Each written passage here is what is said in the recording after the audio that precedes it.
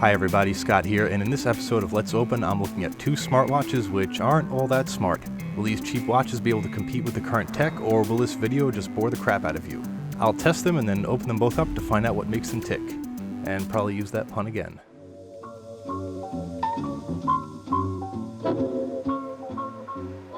You know what, I don't feel connected enough.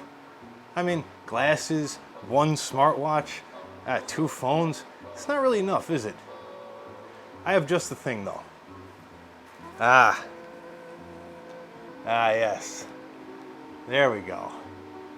Now I feel connected. Yeah. I mean, in all honesty, I could never bring myself to wear glass in public too much, especially after they started calling everyone who wears it glass holes.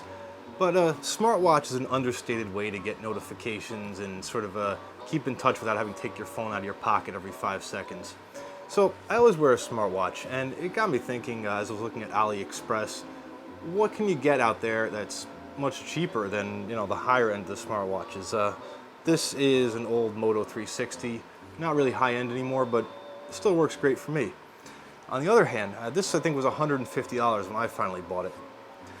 But here we have the Kenshin smartwatch, and this has a little bit of a party trick to it. It's not just a smartwatch, it's also a phone. So it's kind of a competitor for the Samsung Gear, whichever one has the phone in it. So this will take a SIM card. Actually, I think it takes 2 SIM cards, which is kind of impressive for a little watch. This one right here is just a regular smartwatch, which connects via Bluetooth. This was 30 bucks and this was 50 bucks. So for an extra 20 bucks, I mean, it seems like a good deal to have a watch that will actually connect to the internet without a phone. And it even has a physical keypad, which seems grossly unnecessary because all it has are numeric buttons and a D-pad, which if you have a touch screen, I don't see how that matters. And it's definitely a touch screen, so a little bit weird. Now, one thing I'm going to do for this video is I'm going to open these up, show them to you, get them set up so you can see what that's all about. And then I'm going to wear them both, not at the same time, one at a time, for a week each. And this way I'll kind of get an idea of what it's like to live with these watches. Because with something like a smartwatch, I mean, unless it's utter crap where you take it out of the box and it practically falls apart and doesn't work at all, you don't really know how good or bad it is till you really try it. So let's look at this one first. This is just the standard smartwatch without the ability to take a SIM card. And it says Healthy Life Partner U80 Smartwatch, Bluetooth Watch International. I ordered this in red, and sometimes things from AliExpress don't come exactly as you ordered them, but it does look like it is indeed red. And there it is. It's not exactly the most handsome of watches, and it's quite thick. I mean, it's a little bit thicker than my Moto 360, which is already pretty thick. And but it's made of cheap plastic, unlike this, which has an aluminum bezel. I mean, I'm not really comparing these two watches because, of course, this one's far higher end and far more expensive than this. You know, this was like $300 at launch, and this is $30 at launch. So take off the little plastic protective covering, and of course, it left some sticky residue on there. Ooh, sticky residue across the whole face of the watch. All right, now that's been cleaned off as best as possible. It has a rubbery sort of band similar to the original Pebble. This seems a little more flexible, a little like springier, and definitely more elastic. Let's see if it actually stays on the watch. Yeah, I mean, reasonable amount of force. It's not coming off. That's cool. I don't want to break it just yet. After I wear it for a week and tell you what that was like, I'm going to do a complete disassembly of this. Probably breaking it in the process because yeah, it looks, oh, there's more protective stuff on the back, which did not leave a sticky residue. Fantastic. Unlike the Pebble or the Moto, which have, you know, different fancy sort of proprietary charging methods. Actually, the Moto has inductive charging, but this just uses a typical micro USB connector, which goes into the side of the watch under this flap right here. And now I wonder if this shipped with a charge before I plug it in. I just kind of want to see how that fits. I mean, this is a very, not a very good feel to that. I don't know if it's the connector on this cable or if it's the actual jack, but it feels rough going in there. And this cable is obviously very cheap. It's very thin, flimsy feeling. But yeah, let me power it on before I plug it in to see if I get an idea of charge. I'm gonna let that charge, and while I do, so this took a while to get here. This came directly from China. The Oracle USB charger was the only thing that came straight from the United States that I've ordered from AliExpress. I ordered it in red, came that way. Ordered it on February 26th, got here March 14th. So that's about 2.5 weeks, which really isn't bad.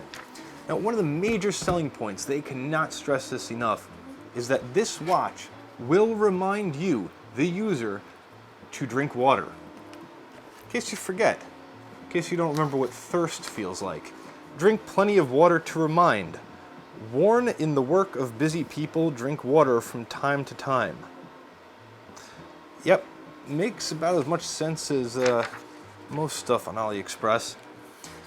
Quick review of the features. This thing's supposed to have a capacitive touchscreen. I guess it probably does. It doesn't feel like it's resistive or thin film or whatever the hell. Ringing reminder when you receive a call. Ringing once your mobile phone disconnected, which seems annoying. Display the number of names of incoming calls. All the stuff you'd usually expect. Stopwatch. Play music from your phone. You could sync your phone book, SMS, and call history. I don't know why you'd want to sync that to your phone. Why would you need that information separately from your phone? Anyway, anti-lost alarm function. The anti-lost alarm function is when cell phone left watch alarm automatically after a certain distance to avoid lose the phones. So I guess if you move the watch a certain distance away from the phone, one or both of them will sound an alarm. I guess that's good.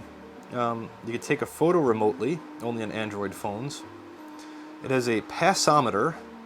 I'm assuming they mean pedometer? What the hell's a passometer? A photograph, a rest alarm, a drink reminder, and a sleep monitor. I'm assuming the sleep monitor is just heart rate monitoring, galvanic skin response, I don't know. It's got a metal plate on the back, so I'm assuming that has something to do with what it's monitoring.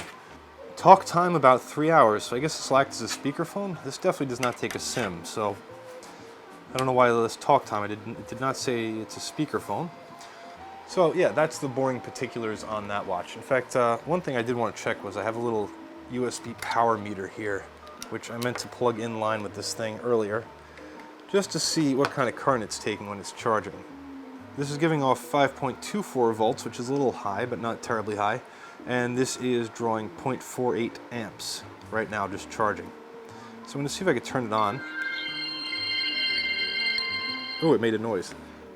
Indeed, it did make a noise.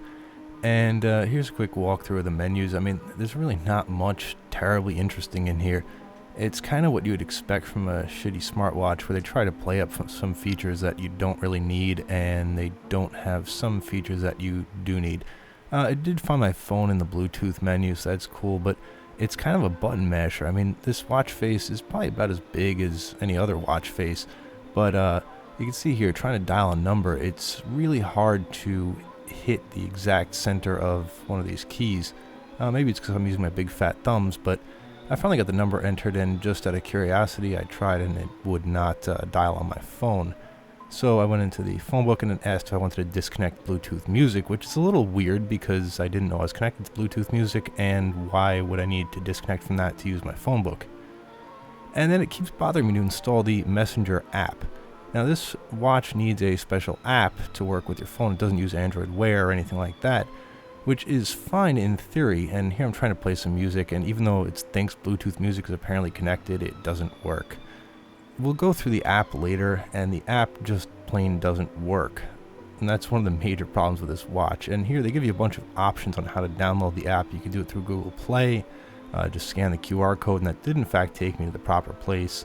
Baidu Cloud, which I'm not going to use, and Android 5.0, which is kind of weird because the Google Play version should theoretically support whatever version of Android I'm running, which happens to be 6, and it did show up and install for my phone. So that's kind of weird. You can see I'm kind of scrolling up and down on those settings really randomly, and it's because it does not have a good tactile feel at all. It's got volume settings for ringtone, multimedia. I'm not really sure what the multimedia is going to be, because this does not have a built-in speaker aside from the, whatever makes the initial startup noise, which sounds terrible. I mean, I couldn't play music through that thing, so I don't know if this supports a Bluetooth headset, but we'll find out. The calculator actually wasn't too bad. It was actually better than the dialer for entering numbers. I was actually trying to enter 555 divided by 666. It's got a stopwatch function, which is just fine. It does what a stopwatch does. Nothing to report there, really. And so, yeah, there's really not much you can do without the app being installed. So that's it on this watch for now. So this guy is the one that takes the SIM. And you might have noticed at the beginning of the video I had this sitting next to me. It's an H2O wireless SIM. H2O Wireless is a really shitty carrier. They're not actually a carrier, they're just a virtual carrier, in that they lease time on AT&T's network. So basically, if you make calls with H2O, you're making it on AT&T's network, but if you need customer support or anything like that, or have billing issues, you have to deal with their customer support people, and all the reviews say that is absolute dick. So I don't use H2O Wireless for myself, but they are cheap. It's easy to refill. This card cost 1 penny shipped from Amazon for just the SIM. Otherwise, if you order it directly from H2O, they charge you, the SIM is free, but they charge you $10 for shipping at cheapest, which is ridiculous. So I actually already tested this and activated it in a different phone, but I'll get it out so we can set it up with this watch. God damn, this thing is big. Holy crap.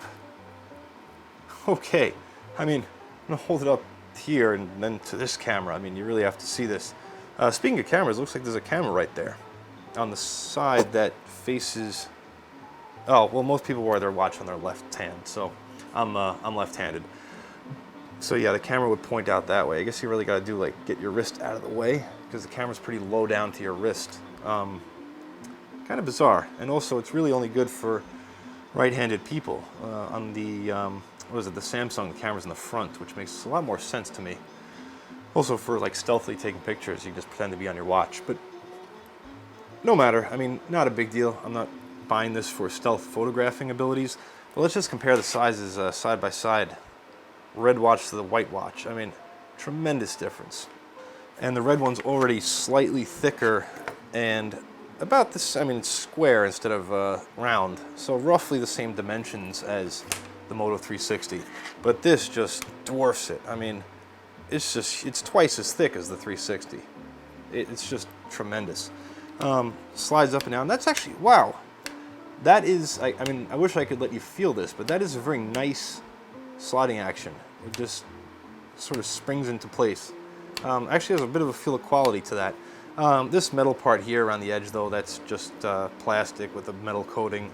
The whole thing's plastic. The watch band is not quite as elastic or floppy as the red watch over here. I forgot the brand names. I mean, who cares? This is the U watch, and this is the Kenshinda. Whatever, I'm sure they sell them under various different names. Now, I wonder if this one shipped with the charge. This also has a micro USB connector, and I think I said it before, but this one was 50 bucks, so a little bit more. Let's see where the SIM goes in first. Okay, the back pries off really easily. I mean, like, shockingly easily. I thought I was gonna have to get a screwdriver, but I just put my thumbnail under the edge, and it wasn't even clipped on that corner. It just pops right off. So you can see it has, let me get the Sony camera in here, hopefully we get a good shot of this. It has 2 SIM card slots, SIM 2 and SIM 1. It also has a, it says T, so I'm assuming that's a TF card slot, not an SD card slot. But still, pretty cool. I think it looks like it has a separate battery. Okay, this one, unlike the red watch, comes with a charger, European style. Now, the seller was kind enough to include a North American to European adapter in the box. So I'm going to assume this is 100 to 240 volts, yep, 50, 60 hertz, output 5 volts, 500 milliamps. So standard USB charging. Ooh, you know, shockingly, I didn't read a terribly large amount about these before I bought them, because I was just really curious to see what I'd get. And this actually comes with a Bluetooth earpiece. I'm sure not a very good quality Bluetooth earpiece, but still, I'm kind of impressed that they bothered. Let's see, we got, this is an ear clip for the Bluetooth earpiece. Okay, lithium ion battery. It says 3.7 volts, 900 milliamp hours. I'm a little dubious of the 900 milliamp hours because this battery weighs almost nothing and it's very small. Yeah, it says charging limited voltage 4.2, and it looks like it has that little plastic piece on top of here that probably hides the circuit board, so it probably has charge current and overcharge and over discharge limiting. So that's kind of cool. What else do we have in the box? We have a charging cable for the Bluetooth earpiece, which is standard USB Type A male connector to a wee little tiny barrel plug style connector. Let's see if I can get a good shot of this.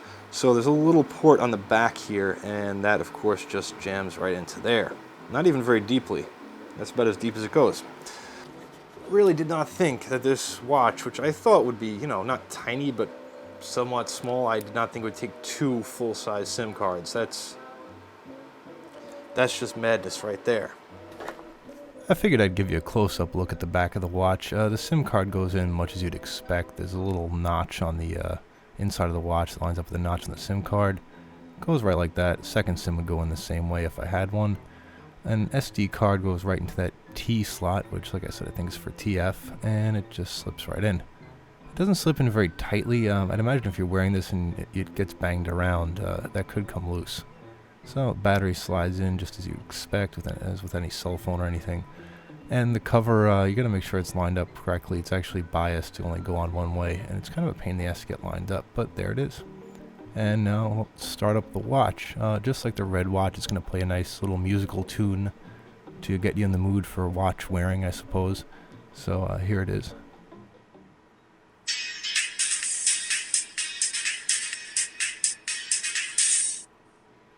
You know, I mean, I like the fact they went to the effort. Every time it starts up, if the battery's been pulled or it dies, it asks for a date and time. It doesn't get it from the cellular network. I don't know why. It'll just sit like that for forever, even though it's connected.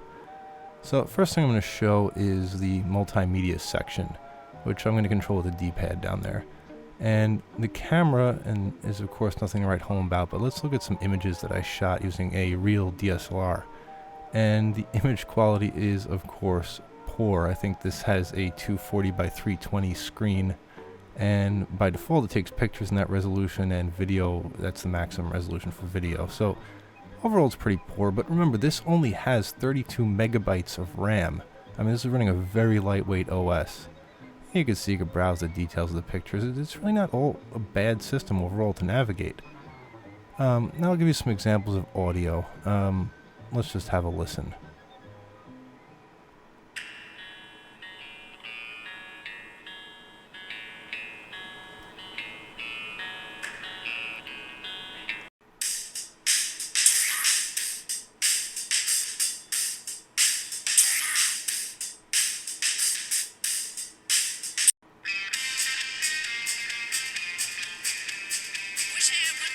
In search of new and interesting forms of pornography.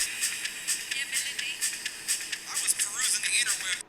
Well, I mean, what do you expect? It's a tiny little speaker. I mean, it's going to sound tinny, it's going to sound awful, but it's better than nothing, I suppose. And of course, you could connect a Bluetooth headset to this or use a little earpiece, and it would probably sound a lot better. It's not a bad interface overall. Here I'm trying to play some video. I loaded a few different formats of video on here, a few different codecs and containers. Didn't want to play any of them. Turns out the only thing it seems to want to play is 3GP video, which is like the old school cell phone standard from, like, I don't know, early 2000s. And here's a video of me doing a previous video, which was the cylindrical computer. And you can see on the watch it looks terrible. But it's better than a watch that doesn't play video. And again, with 32 megs of RAM, this is actually kind of impressive. Here's the camera. As you can see, also nothing to write home about. 240 by 320. It does support higher resolutions, but it seems to just upscale the really low resolution sensor. You should be able to record by hitting that button there, or the on-screen button, but I wouldn't respond to my thumb for whatever reason. So you hit the OK button, it starts recording. This is it recording video. Again, low bitrate, low resolution, low frame rate. It just looks awful. And it does have the advantage, though, of a decent menu system, again, where you can go in and actually manipulate the video and play back and do all sorts of other stuff.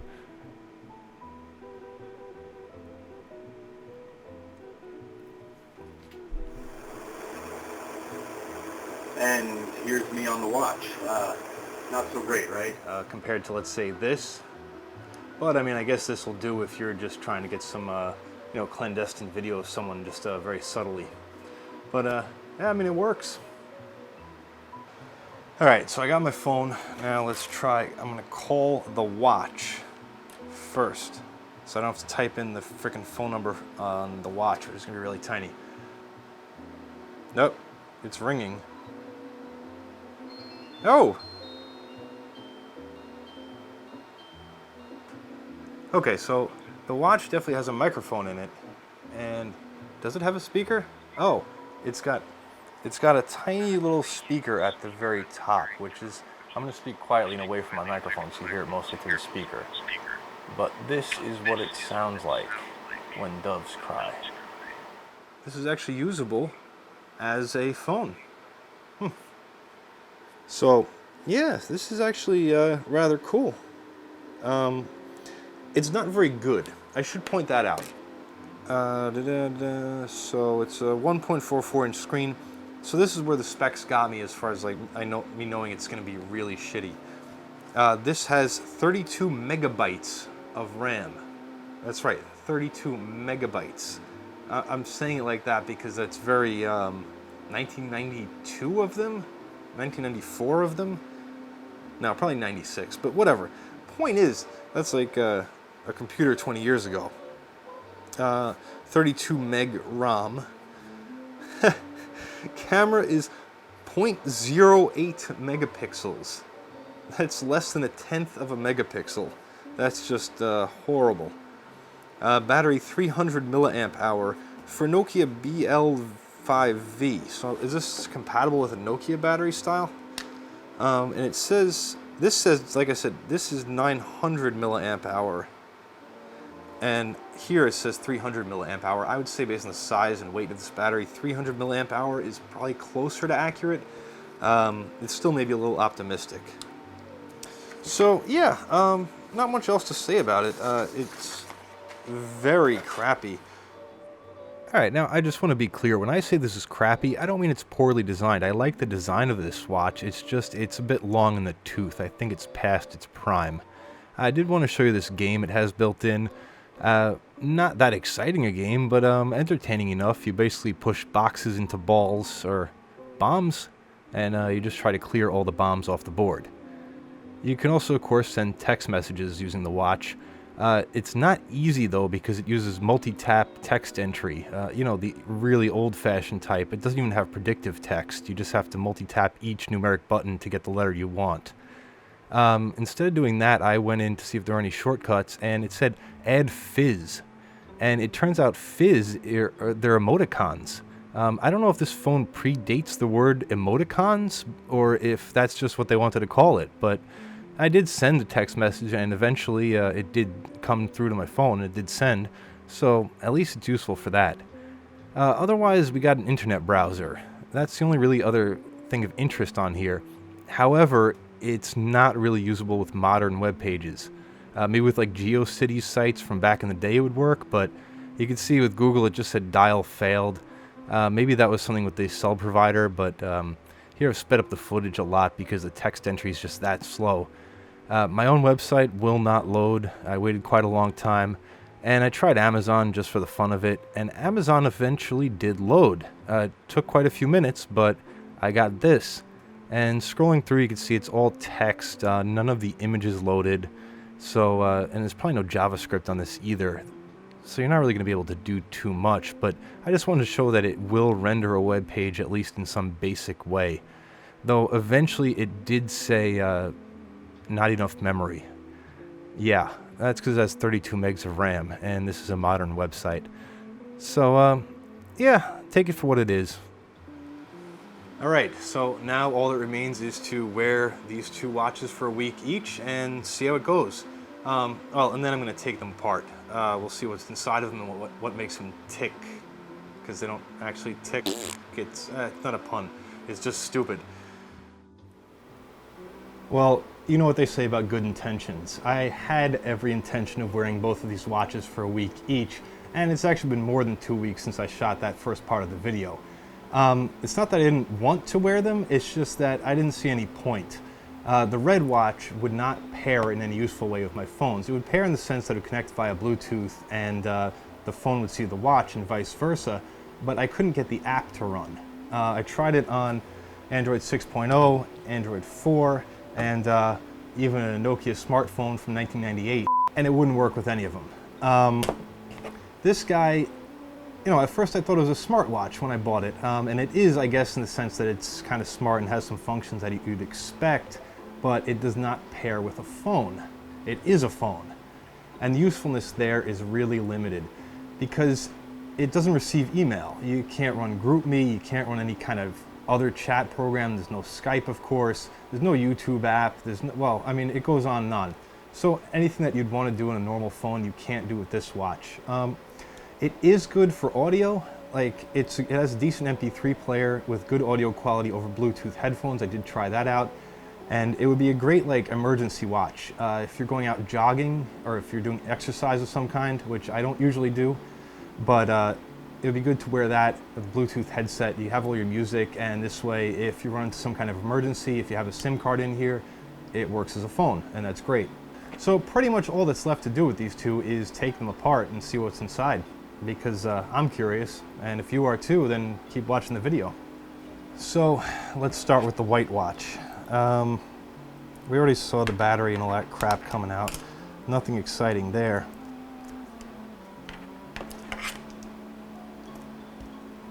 Now I fully expect that once I take these apart, I'm not going to put them back together, either because I'm going to lose some pieces or because I'm not going to feel like it, but yeah, we'll see.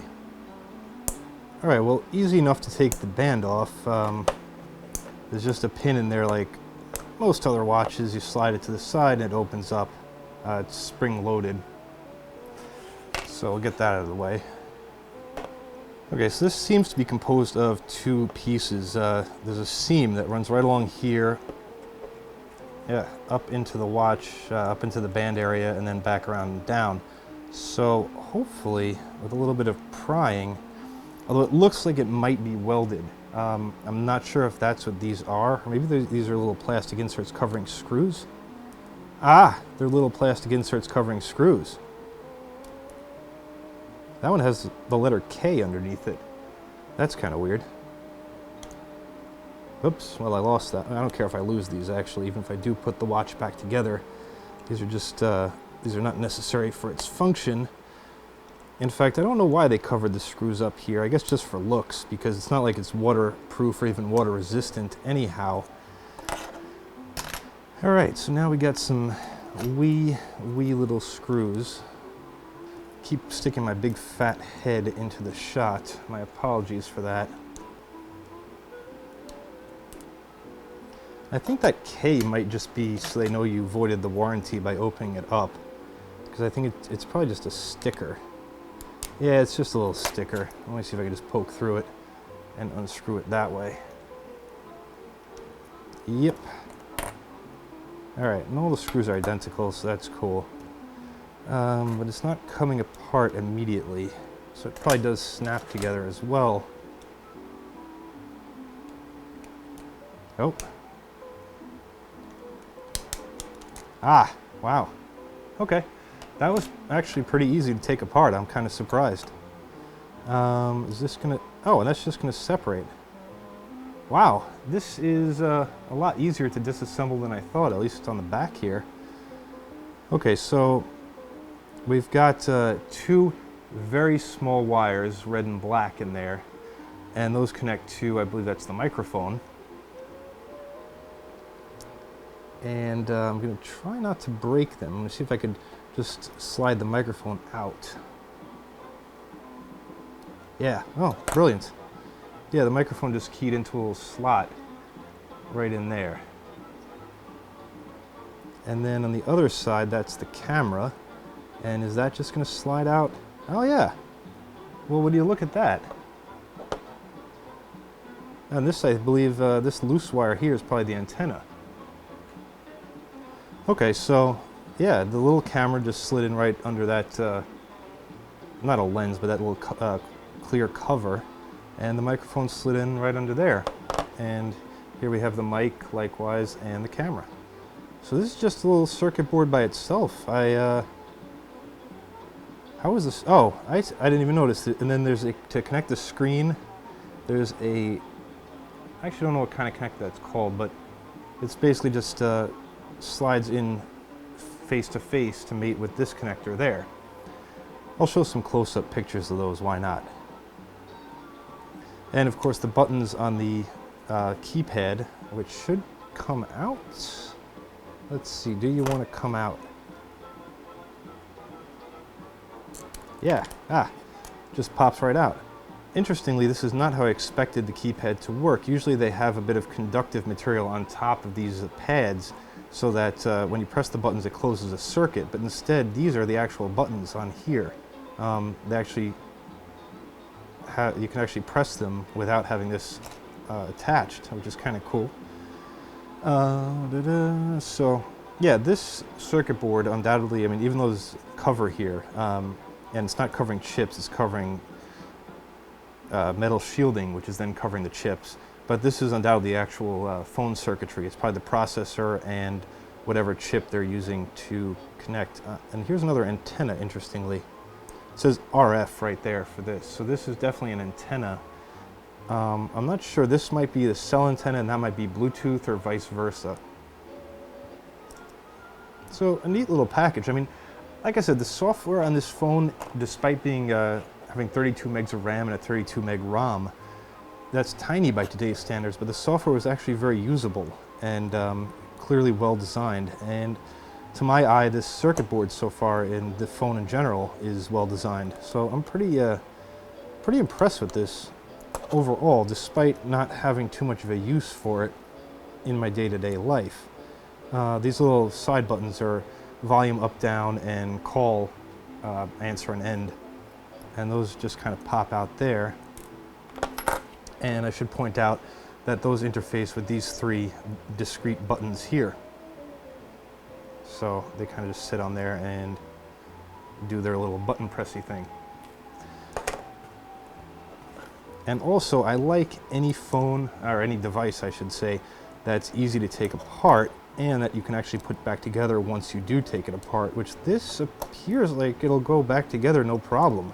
Because it just snapped in, but I didn't have to break anything to unsnap it, which sometimes you do.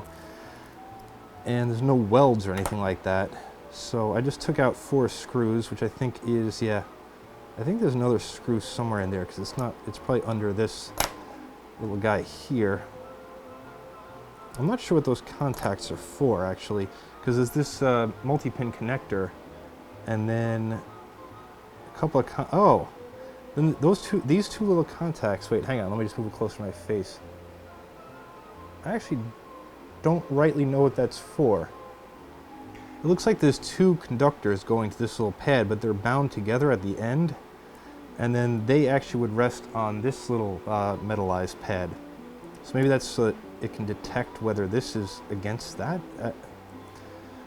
I'm really not sure. Maybe it's just part of the ground plane for the whole thing. But I believe there's another screw hiding under there, and there's a bit of adhesive underneath. Is there another screw? Need a smaller screwdriver to pry that up nicely.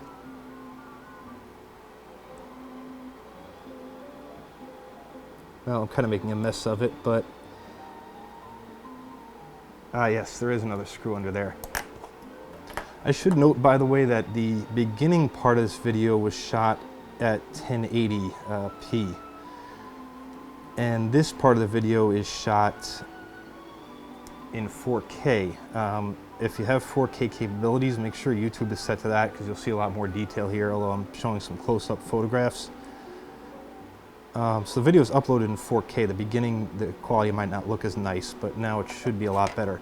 So anyway, those, how many are there? 5 little chrome-colored screws, or what holds a plate on that lets this slide up and down. And you can see as it slides up and down, that little ribbon cable slides with it. Of course, this part would be stable while this is moving, but either way. All right. And then we can see there's it's actually missing a screw there. I didn't take that one out. That's unfortunate, and that's near the bottom, so that would never be exposed when it's put together, because this is the top part here, and it has 2 screws, so I never would have noticed that it's missing one there. It doesn't seem to really matter though, and I believe I may have lied to you earlier when I said that the bezel was made of plastic coated in metal. On second thought, I don't think it's metallized plastic. I think it might actually be metal. And this should pry apart from there. Yep. Okay. And there's the screen, obviously. And there is the other circuit board that's underneath the screen. Oh, wow. Okay, this is interesting. There's a little connector holding this ribbon cable in. I don't know if it flips up or slides. I don't want to break it, but it looks like it is glued shut, actually. So, yeah, breaking it may be in the offing anyway. Because what I want to show you under here, I'll see if I can bend this up nicely, is that there's actually a chip. I'm assuming that's the display driver chip. See, it's that little, I mean, I don't know if it's coming out well on camera here, but I'll show a close-up of it. It's this little chip here. It's actually on, it's not on the circuit board, it's actually on this ribbon cable, along with a couple of other discrete components. Looks like probably a diode and some resistors, maybe a capacitor. A little hard to tell, it's covered in plastic. So, oh, and that's for the touchscreen, yeah. Yeah, that drives the capacitive touchscreen. I'm sorry, I thought it was display driver, but that's for the touchscreen because it has 2, 4, 6, 8, 9 pins, it looks like, going to this piece of glass.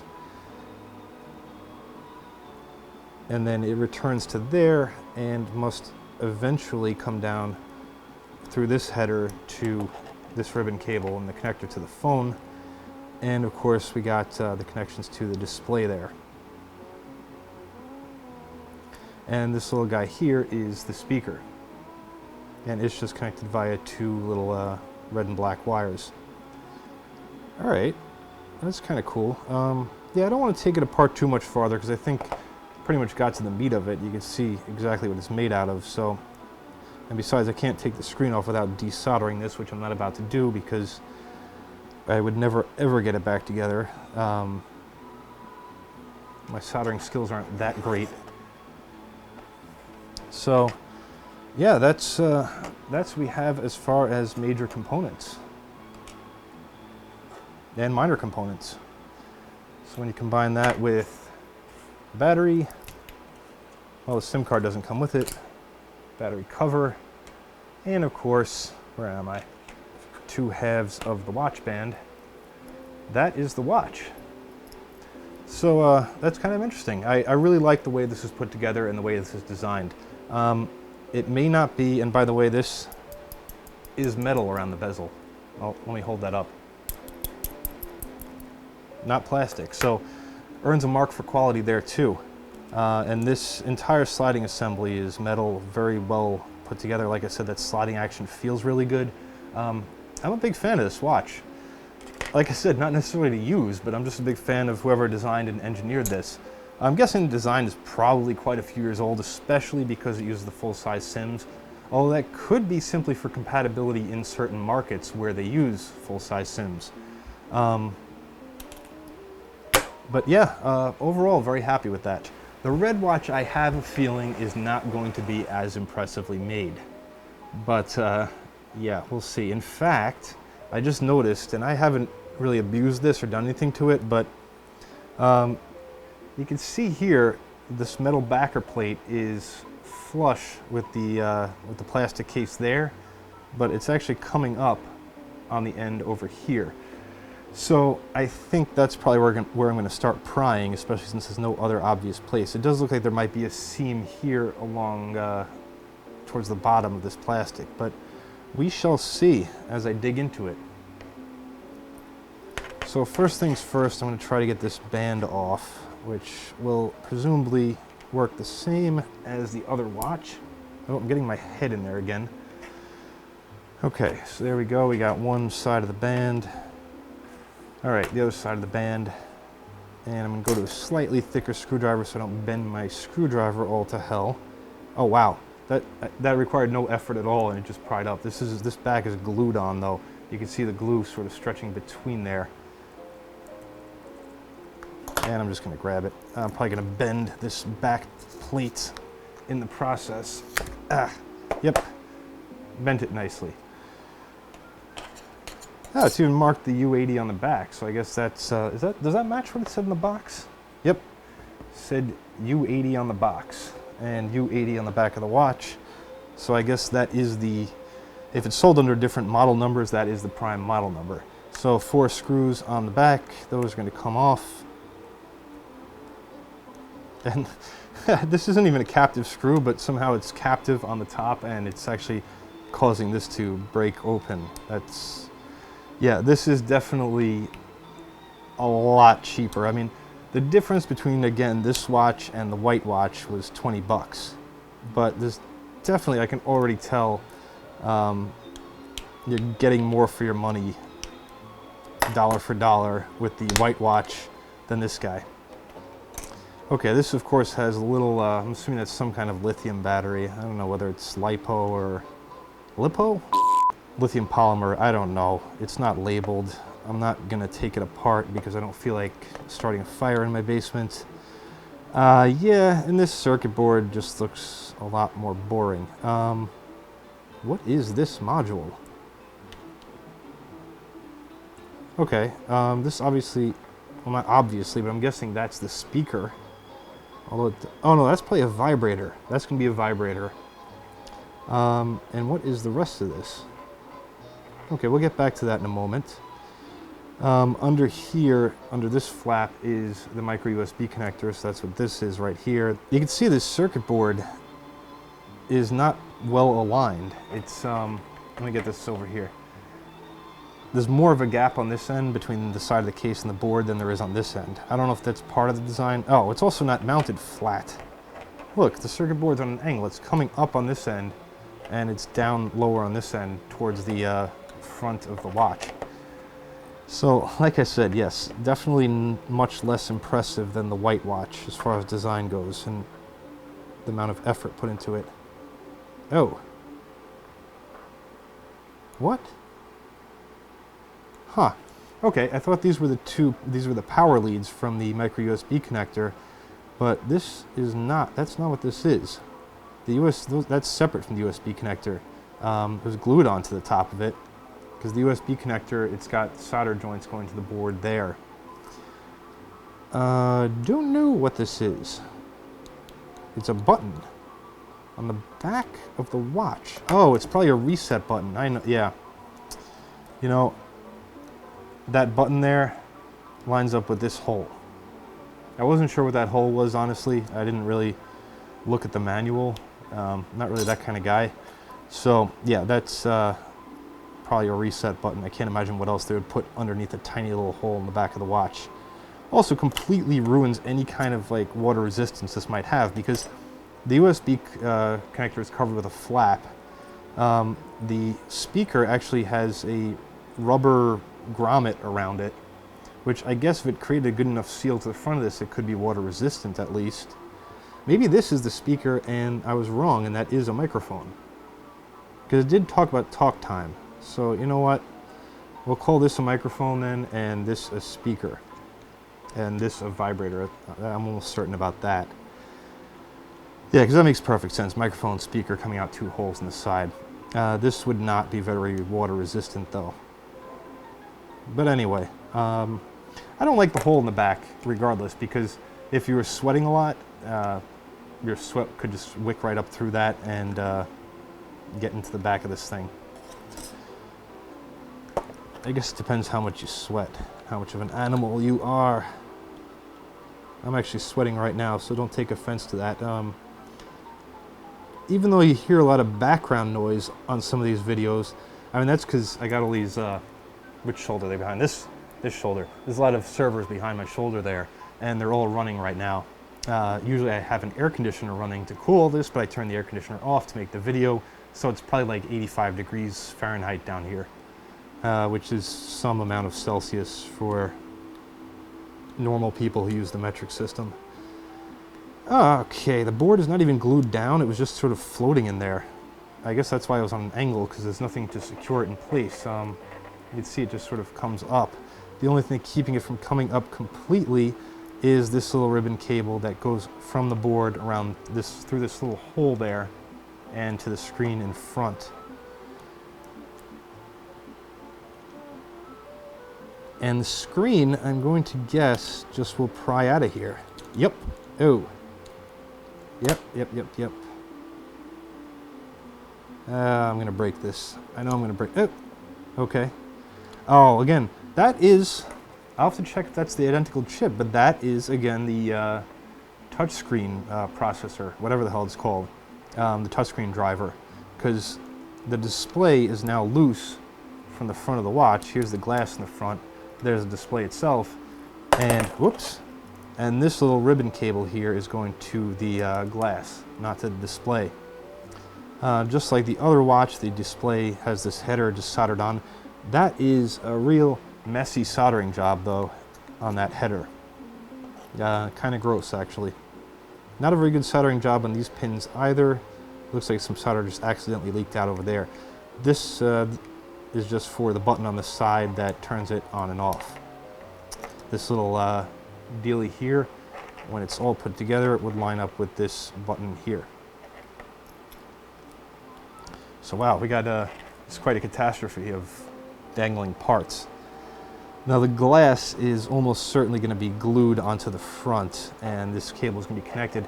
Now this watch, like I said, I didn't take it apart completely, but this did have a detachable header or detachable connector on the white watch, which could be, if it wasn't glued shut, it could just be pushed aside and this would separate nicely.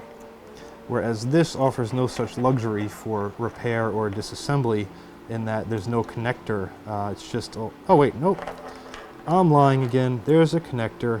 Okay, it's actually incredibly similar in design. Does this just push in? Is this just friction fit? Well, anyway, okay, never mind. I was lying. I apologize for that. Is this exactly the same arrangement, by the way? No, it's got a slightly different configuration. So there we have the front display, or the front touchscreen and bezel. And here we have all the circuitry, all kind of one big fat thing. In theory, if this, oh wow, why is it the whole thing magnetic? Okay, this is definitely the speaker because it's magnetic. I don't know if this has batteries. It would be nice to power this on. I like powering stuff on when it's all disassembled like this. Even though I won't be able to control it because of a lack of touchscreen. All right, well, I grabbed a power connector, which is connected to the Oracle USB power supply that I reviewed in a different video. And let's see if it'll power on just being plugged in without a charge. Nah, I think it requires a charge on the battery. Oh well, that would have been cool. Well, I couldn't resist, so I gave it one more shot, and this is the best I could get.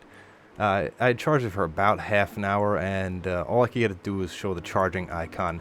I did notice right where my index finger is there, it was getting really warm.